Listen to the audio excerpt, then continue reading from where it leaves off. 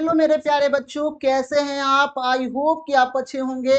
जैसा कि मैंने पिछले क्लास में पूरे न्यू सिलेबस के बारे में मैंने चर्चा किया था, उसमें अर्थशास्त्र के बारे में मैंने आपको बताया। इसमें अर्थशास्त्र में विभिन्न चैप्टर पढ़ना है। लगभग पहला चैप्टर की आज हम बात करते हैं, तो पहला चैप्टर का नाम है अर्थव्यवस्था के विकास का इतिहास।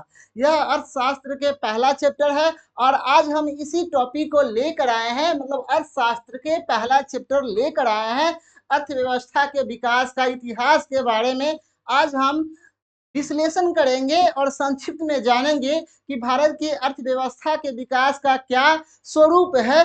चलिए मेरे प्यारे बच्चों, शुरू करते हैं बिना टाइम गवाए हुए। तो चलिए हम देखते हैं अर्थव्यवस्था के बारे में।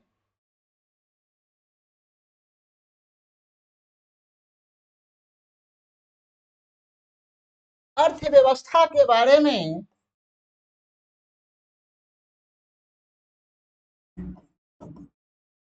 अर्थव्यवस्था है, अर्थव्यवस्था के बारे में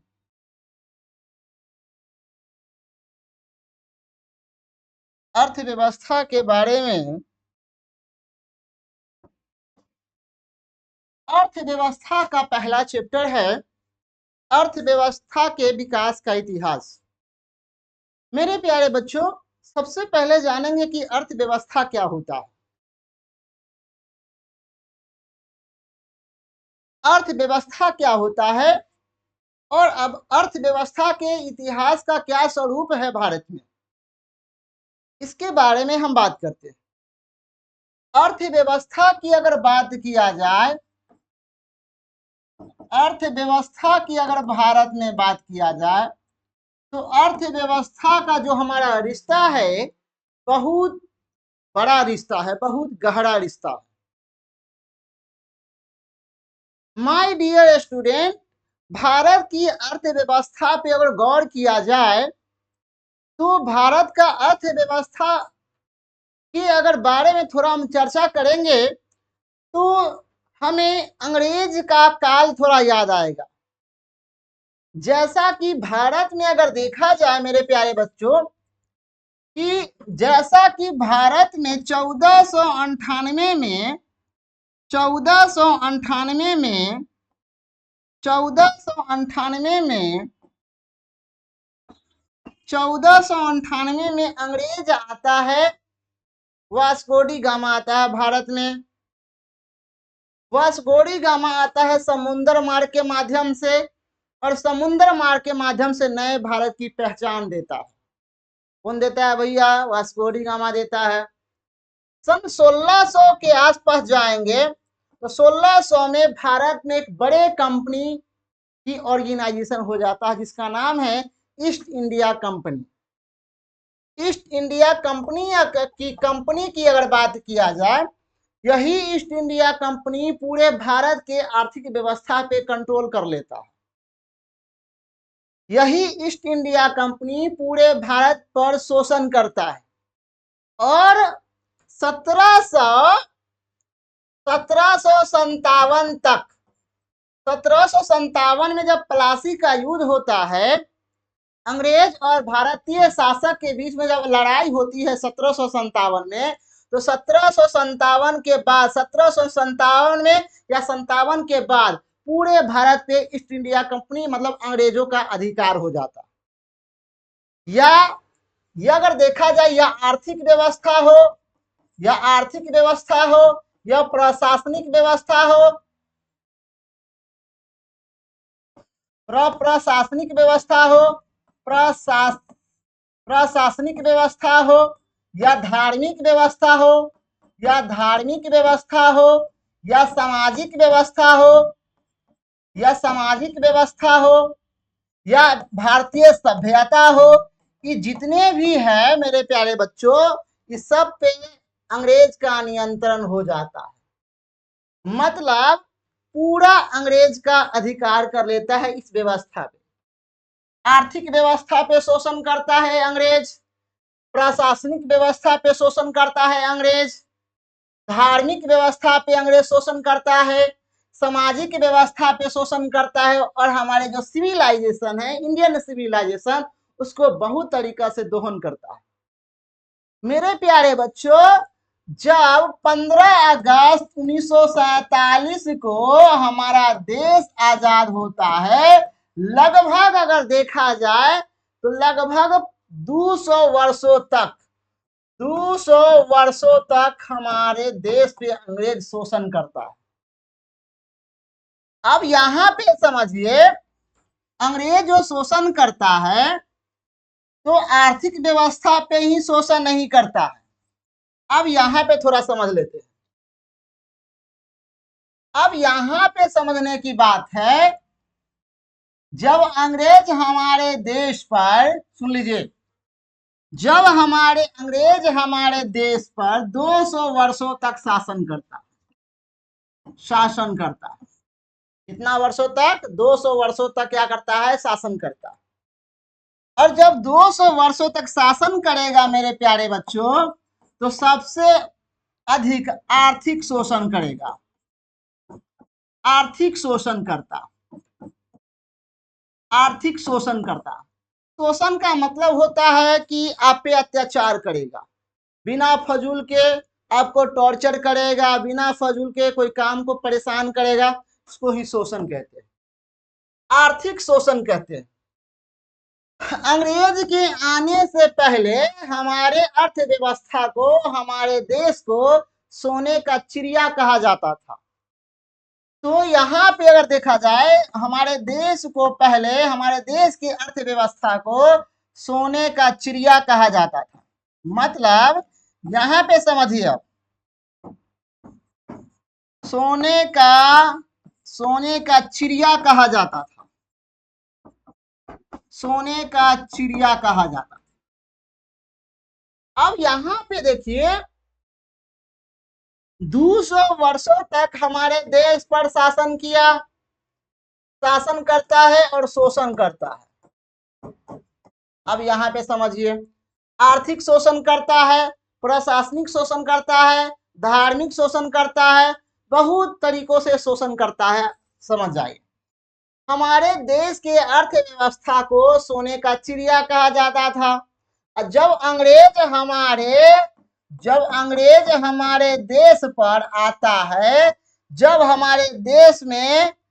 अंग्रेज आता है मेरे प्यारे बच्चों, समझ जाइए, इस पे क्या करेगा? सोने को, चिड़िया को क्या करेगा? शोषण करेगा। भारत के खजाना को लूटता है, भारत की संपत्ति को शोषण करता है अंग्रेज। भारत की जो आय है, जो भारत की जो संपत्ति है, सबको अंग्रेज इंग्लैंड ले जाता है। सोने के चिड़िया को भी इंग्लैंड ले जाता है, और इस तरीका से भारत को शोषण करता है कि भारत 500 वर्षों पीछा हो जाता है अर्थव्यवस्था के मामले में। अभी अगर देखा जाए, सुन लीजिए, अगर देखा जाए, सन 15 अगस्त 1947 में जब हमारा देश आजाद हो जाता है, तो आजादी से पहले हमारा आर्थिक व्यवस्था मंद हो जाती है, धीमी हो जाती है, और हमारा आर्थिक दृष्टि से हमारा देश क्या होता है? एक विकासशील देश बन जाता है। मेरे प्यारे बच्चों, विकासशील की अगर बात किया जाए, यहां समझने की बात है, यहां विकसित और विकासशील की बात है। विकसित और विकासशील की अगर बात किया जाए, विकसित और विकासशील, विकसित का मतलब विकसित देश वे देश होता है जो आर्थिक दृष्टि से संपूर्ण पूर्ण होता है। विकसित देश वे देश होता है जहां आर्थिक संकट उत्पन्न नहीं होता। विकासशील वे देश होता है जो समय समय पे आर्थिक संकट उत्पन्न होता है, और देश के पास संपत्ति कम हो जाती है, और देश दिवालिया में चला जाता है। तो भारत एक विकासशील देश है, भारत की अर्थव्यवस्था ठीक नहीं है। वैसे तो दुनिया के 5वां सबसे बड़ा अर्थव्यवस्था भारत बना है, भारत बना है। भारत के पास 4 ट्रिलियन इकोनॉमी है, अभी वर्तमान में है। इसके बाद अगर देखा जाए, उस समय अंग्रेज जब शासन कर रहा था हमारे देश पे, तो उस समय भारत के अर्थव्यवस्था को सोने के चिड़िया कहा जाता था। और उस समय जब आता है, सोने के चिड़िया लेकर आता है, सोने के चिड़िया को लूट कर लेकर जाता है, समझ जाइए तो अलग अलग समझ जाइए तरीका से भारत को शोषण करता है भैया। अब तो शोषण तो किया, अब यहाँ पे अंग्रेज अपना नीति लेकर आएगा। अंग्रेज एक नीति लेकर आता है, divide two rule. Divide two rule का मतलब होता है फूट डालो और राज करो। डिवाइड टू रूल का मतलब होता है फूट डालो और राज करो। फूट डालो और राज करो। फूट डालो और राज करो, इस नीति को अपनाता है अंग्रेज। अब समझिए, फूट डालो और राज करो की नीति अपनाकर भारत को खूब शोषण करता है, खूब शोषण करता है। और इस प्रकार से भारतीय अर्थव्यवस्था मंद हो जाती है, नगण्य हो जाती है, धीमी हो जाती है और भारतीय अर्थव्यवस्था शून्य हो जाती है। जब हमारा देश आजाद होता है मेरे प्यारे बच्चों, 15 अगस्त 1947 को हमारा देश आजाद हो जाता है, तो भारत को आजादी के बाद भारत की अर्थव्यवस्था को सुधारने के लिए सरकार नई नई योजना लेकर आती है। उसमें से एक योजना है पंचवर्षीय योजना। पंचवर्षीय योजना के नाम सुने होइएगा। पंचवर्षीय योजना की अगर बात किया जाए, पंचवर्षीय योजना आता है 1950 में, पंचवर्षीय योजना आता है। पंचवर्षीय योजना आता है, समझ जाइए। 1950 में पंचवर्षीय योजना आया। अब यह जो लागू होगा 1900 कितना से लागू होगा, 1951 से लागू होगा भैया। और इस योजना के माध्यम से 5 साल में एक टारगेट रखा जाता था कि भारत के विभिन्न सेक्टर में, भारत के अलग अलग सेक्टर में विभिन्न तरीका से उच्च स्तर से उच्च आर्थिक वृद्धि का विकास किया जाए। उसी में से अर्थव्यवस्था को अंग्रेज हमारे अर्थव्यवस्था को काफी ठेस पहुंचाता। अब देखेंगे कि अर्थव्यवस्था आखिर होता क्या है। अर्थव्यवस्था की अगर बात किया जाए, अर्थव्यवस्था का अगर परिभाषा पूछे, अगर एग्जाम में अर्थव्यवस्था का परिभाषा पूछे तो क्या करेंगे भैया? अर्थव्यवस्था वे क्रियाएं हैं जिसे अपनी आवश्यकताओं को पूरा करने के लिए, अपनी आवश्यकताओं को पूरा करने के लिए विभिन्न माध्यम से आय प्राप्त करने की प्रक्रिया को हम अर्थव्यवस्था कहते हैं। अर्थव्यवस्था एक तंत्र है, अर्थव्यवस्था एक तंत्र है, अर्थव्यवस्था एक तंत्र है मेरे प्यारे बच्चों। अर्थव्यवस्था एक तंत्र है जिसमें जिसमें विभिन्न क्रिया संपादित होती है, विभिन्न क्रिया संपादित होती है, विभिन्न क्रिया संपादित होती है, विभिन्न क्रिया संपादित होती है। अर्थव्यवस्था एक तंत्र है, अर्थव्यवस्था एक तंत्र है इसमें विभिन्न क्रिया संपादित होती है, संपादित होती है, उसे अर्थव्यवस्था कहते हैं। उसे अर्थव्यवस्था कहते हैं, उसे अर्थव्यवस्था कहते हैं। मतलब विभिन्न क्रिया संपादित होती है। जैसे जैसे अगर बात किया जाए तो पहला में आएगा कृषि, पहला में क्या आएगा? कृषि, क्योंकि अर्थव्यवस्था का सबसे बड़ा स्रोत है कृषि। कृषि हुआ, व्यापार हुआ, बैंकिंग व्यवस्था हुआ, बैंकिंग हुआ, व्यवसाय हुआ, व्यवसाय हुआ, क्रय हुआ, विक्रय हुआ, क्रय विक्रय, क्रय विक्रय, विक्रय, समझ जाइए। कृषि हुआ, व्यापार, बैंकिंग, व्यवसाय, क्रय विक्रय, विभिन्न वस्तुओं का उत्पादन, विभिन्न वस्तुओं का उत्पादन, विभिन्न वस्तुओं का उत्पादन होता है, विभिन्न वस्तुओं का क्या होता है भैया? उत्पादन होता है। अब यहां पे समझिए मेरे प्यारे बच्चों,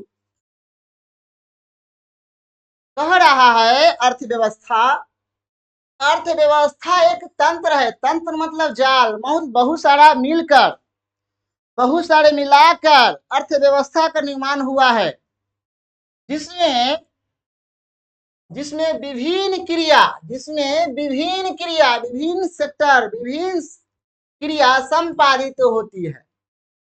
विभिन्न क्रिया क्या होती है भैया? संपादित होती है। विभिन्न क्रिया संपादित होती है, उसे अर्थव्यवस्था कहते हैं। जैसे कृषि का कार्य होगा भैया, तो वह व्यापार का कार्य होगा भैया, बैंकिंग का कार्य होगा भैया, इसके बाद व्यवसाय का काम होगा, क्रय का काम होगा, विक्रय का काम होगा, विभिन्न वस्तुओं का उत्पादन होता है, उसे क्या कहते हैं? अर्थव्यवस्था कहते हैं। अब तो समझ गए भैया कि हम वस्तु का उत्पादन कर लिए। भाई हम वस्तु का उत्पादन क्यों करेंगे? जिन सभी वस्तुओं का उत्पादन करेंगे उसे कहेंगे आर्थिक क्रिया। क्या कहेंगे भैया? आर्थिक क्रिया। तो क्वेश्चन पूछ देता है कि आर्थिक क्रिया क्या होता? आर्थिक क्रिया की अगर बात किया जाए, आर्थिक क्रिया की अगर बात किया जाए, आर्थिक क्रिया ये डायरेक्ट बोर्ड में पूछता है बउआ हो हमर लाल, ये डायरेक्ट क्वेश्चन पूछेगा कि आर्थिक क्रिया से अहाँ की समझे छियै यो? तो आर्थिक क्रिया का मतलब होता है अपनी आवश्यकताओं को पूरा करने के लिए जिन सभी कार्यों को आप पूरा करते हैं। जैसे हम अपना पेट भरने के लिए हम पढ़ा रहे हैं, ये भी क्या है? एक आर्थिक क्रिया है। आप अपना फ्यूचर बदलने के लिए आप पढ़ाई करके एक अच्छे नौकरी में जाइएगा और नौकरी से आप पैसा मिलेगा, वो भी क्या है? एक आर्थिक क्रिया है भैया। एक मजदूर भर दिन काम करता है अपना जीवन यापन के लिए, वो भी क्या है? एक आर्थिक क्रिया है।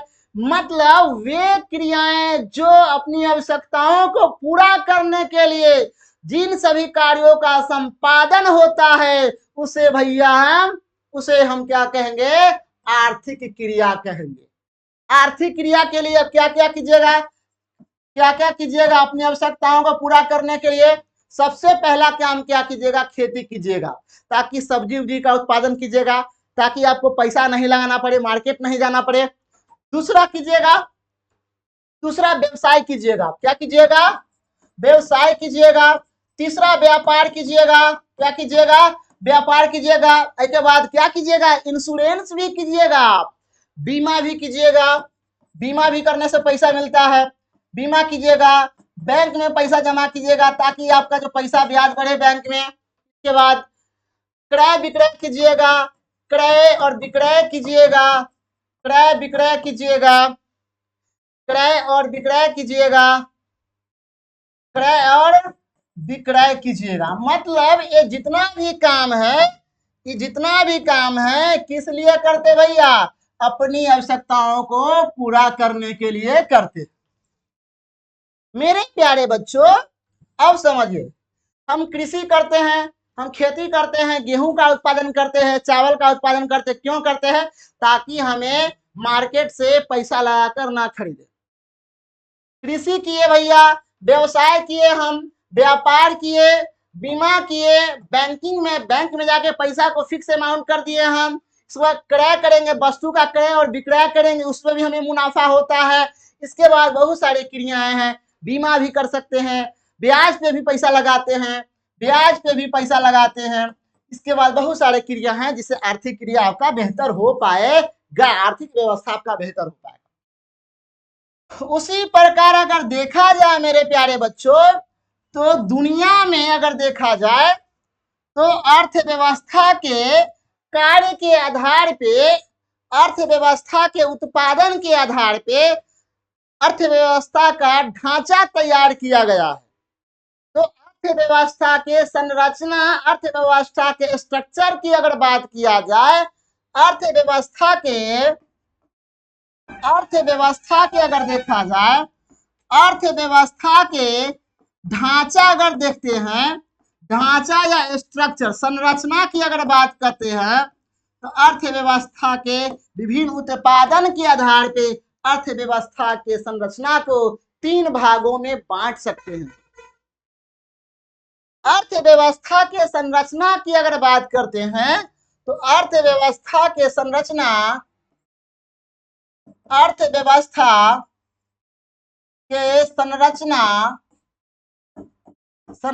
अर्थ इकोनॉमी ऑफ स्ट्रक्चर की अगर बात करते हैं, तो इसको हम 3 भागों में बांट कर पढ़ेंगे। मेरे प्यारे साथियों, पहला है अर्थव्यवस्था के संरचना, मतलब उत्पादन के आधार पे है। किसके आधार पे है? उत्पादन के आधार पर, उत्पादन के आधार पर अर्थव्यवस्था को 3 भागों में बांटा गया है। पहला प्राथमिक सेक्टर, पहला प्राथमिक सेक्टर, पहला प्राथमिक क्षेत्र, पहला प्राथमिक क्षेत्र। दूसरा अगर बात करते हैं, दूसरा द्वितीयक क्षेत्र, द्वितीयक क्षेत्र, द्वितीयक क्षेत्र, द्वितीयक क्षेत्र। तीसरा तृतीय क्षेत्र, तृतीय क्षेत्र, तृतीय क्षेत्र, या इसे सेवा क्षेत्र भी कहते हैं, सेवा क्षेत्र भी कहते हैं, सेवा क्षेत्र भी कहते हैं। अब मेरे प्यारे माय डियर स्टूडेंट, उत्पादन के आधार पे अर्थव्यवस्था को 3 भागों में बांटा गया है। अर्थव्यवस्था को संरचना के 3 भागों में बांटा गया है। पहला प्राथमिक क्षेत्र, primary sector, primary sector, primary sector, primary sector हुआ।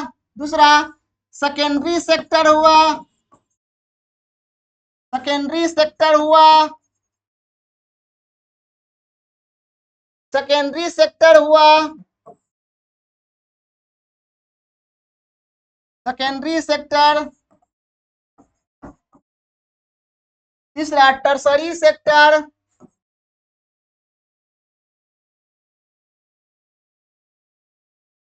Tertiary sector.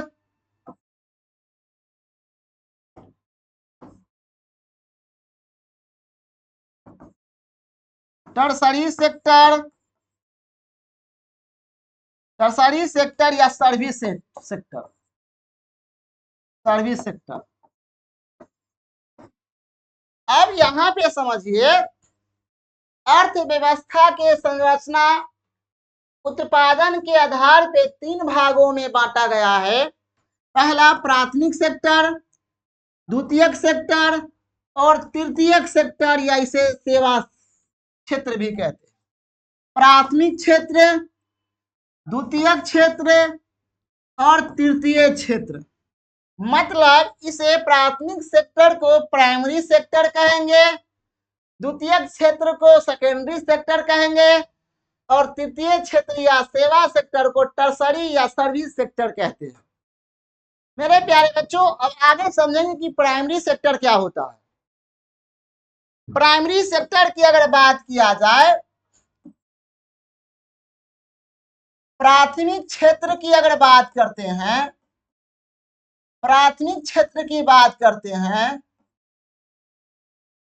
प्राथमिक क्षेत्र की अगर बात करते हैं,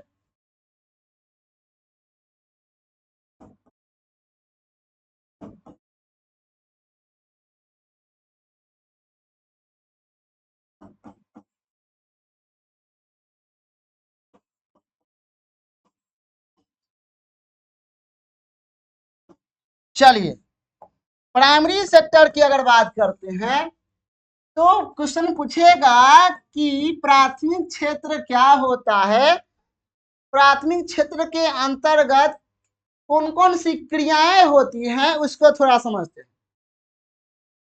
कृषि क्षेत्र को कृषि क्षेत्र को कृषि क्षेत्र को प्राथमिक सेक्टर कहते हैं, प्राथमिक क्षेत्र कहते हैं।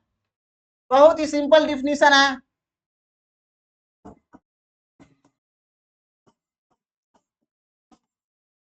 कृषि क्षेत्र को प्राथमिक क्षेत्र कहते हैं और कृषि से रिलेटेड जो भी कार्य होगा, जैसे कृषि करना, पशुपालन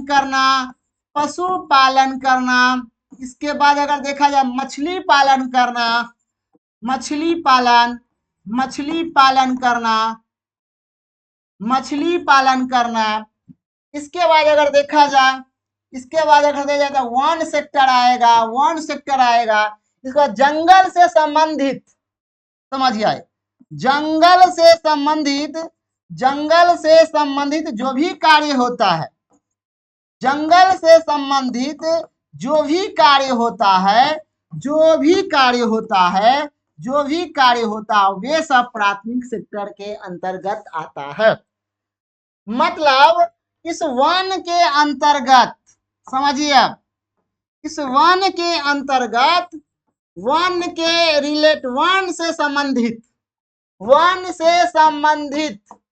जो भी कार्य होता है,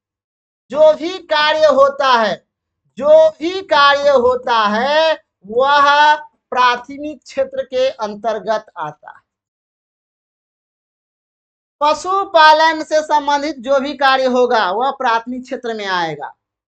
कृषि से संबंधित जो भी काम होगा, जैसे फसल का उत्पादन करना, सब्जी का उत्पादन करना, जायद फसल का उत्पादन करना, खरीफ फसल का उत्पादन करना, रबी फसल का उत्पादन करना, मतलब जो भी कार्य होगा कृषि से संबंधित, वह सब प्राथमिक सेक्टर में आएगा, प्राइमरी सेक्टर में आएगा, प्राथमिक क्षेत्र में आएगा।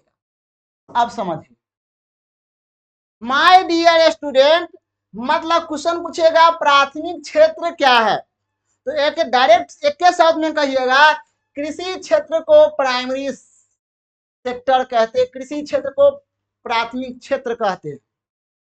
जैसे कृषि करना, कृषि से संबंधित जो भी काम होगा, जैसे सब्जी का उत्पादन, रबी फसल का उत्पादन, खरीफ फसल का उत्पादन, जायद फसल का उत्पादन, वाणिज्य फसल का उत्पादन, जो भी फसल का उत्पादन होता है वह सब होता है कृषि सेक्टर से ही अंतर्गत आता है। दूसरा है पशुपालन, या बकरी पालन कीजिए, या गाय को पालन कीजिए, या भैंसी को पालन कीजिए, या गधा को पालन कीजिए, या गधी को पालन कीजिए, जो भी पालन कीजिएगा वो सब करेगा भैया कौन, प्राथमिक सेक्टर में ही आएगा। द्वितीय, उसी पर देखिए मछली पालन भी है, वही सब है। तो मेरे प्यारे बच्चों, हमको लगता है प्राथमिक सेक्टर में कोई अब विशेष बात नहीं है। अब एक और समझते हैं द्वितीयक क्षेत्र। द्वितीयक क्षेत्र की बात किया जाए, द्वितीयक क्षेत्र, इसे सेकेंडरी सेक्टर कहते हैं,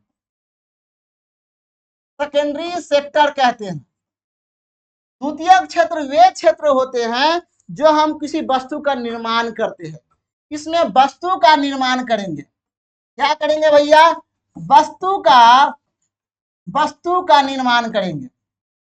वस्तु का निर्माण करेंगे, मैन्युफैक्चरिंग करेंगे।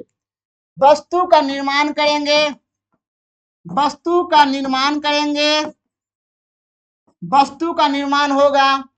उद्योग भवन का निर्माण करेंगे, भवन का निर्माण करेंगे।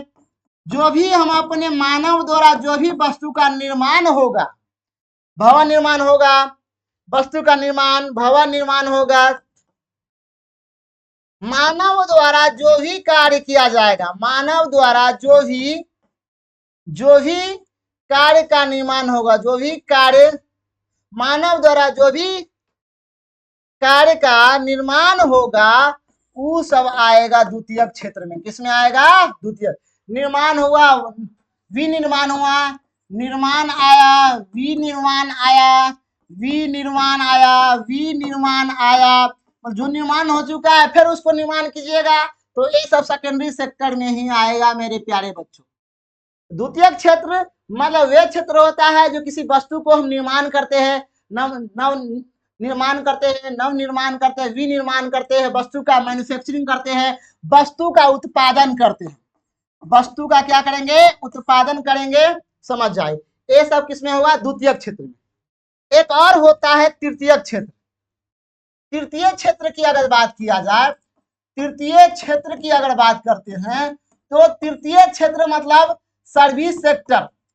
सर्विस सेक्टर की अगर बात करते हैं, सर्विस सेक्टर, इसे इंग्लिश में टर्सरी सेक्टर भी कहते हैं। इसमें क्या होगा?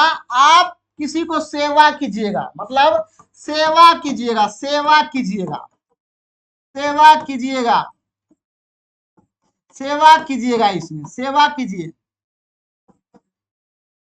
इसमें सेवा कीजिएगा। सेवा कैसे कर? जैसे बैंक है, बैंक आपको सेवा देता है, बैंक आपका पैसा सेव करके रखता है। बैंक हुआ, सरकारी कोई कार्य हुआ, सरकारी कार्य हुआ, सरकारी कार्य हुआ। इसके बाद जो हुआ रेलवे स्टेशन हुआ, रेलवे भी आपको सेवा करता है। रेलवे स्टेशन हुआ, एयरपोर्ट हुआ, एयरपोर्ट हुआ, एयरपोर्ट हुआ, एयरपोर्ट हुआ। इसके बाद अस्पताल हुआ, अस्पताल हुआ, अस्पताल हुआ। इसके बाद होटल हुआ। होटल की अगर बात किया जाए, होटल की अगर बात किया जाए तो ये जितने भी सेक्टर है जो आपको सेवा प्रदान करता है, वैसे सेक्टर को आप क्या कहिएगा भैया? क्या कहिएगा आप? सरकारी सेवा या सर्विस सेवा या तृतीयक सेवा कहते हैं। बैंक भी सेवा देती है, तो बैंक की क्षेत्र के अंतर्गत तृतीय क्षेत्र। सरकारी भवन किस में आएगा? तृतीय क्षेत्र में आएगा। रेलवे स्टेशन क्या आएगा? तृतीय क्षेत्र में आएगा।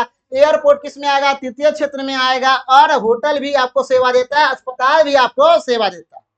तो मेरे प्यारे बच्चों, तो आज के लिए इतना ही मैं रहने देता हूं। इसका अगला एपिसोड मैं अगले वीडियो में लेकर आऊंगा, ताकि आप लोगों का तैयारी बेहतर हो सके। उम्मीद है कि इस वीडियो को बार बार आप देखिएगा और अपनी तैयारी को अपनी नोटबुक के माध्यम से इसको लिखिएगा। और एक अच्छे स्टूडेंट का यही गुण होता है कि स्टेप बाय स्टेप जो सर बताते हैं उसको फॉलो करें। तो उम्मीद है कि जितना भी टॉपिक पढ़ा है उसको आप एक अच्छे नोटबुक बनाइए। नोटबुक पे आपको नोट करना है। लास्ट में मैं आपको A4 साइज में आपको PDF भी दूंगा, टेंशन मत लीजिए। लेकिन आप जो नोट कीजिएगा ना, वो आपके लिए बहुत बेहतर होगा। तो मैं अभी विदा लेना चाहता हूं। आज के लिए इतना ही। थैंक यू मेरे प्यारे बच्चों, पढ़ते रहिए। जय हिंद।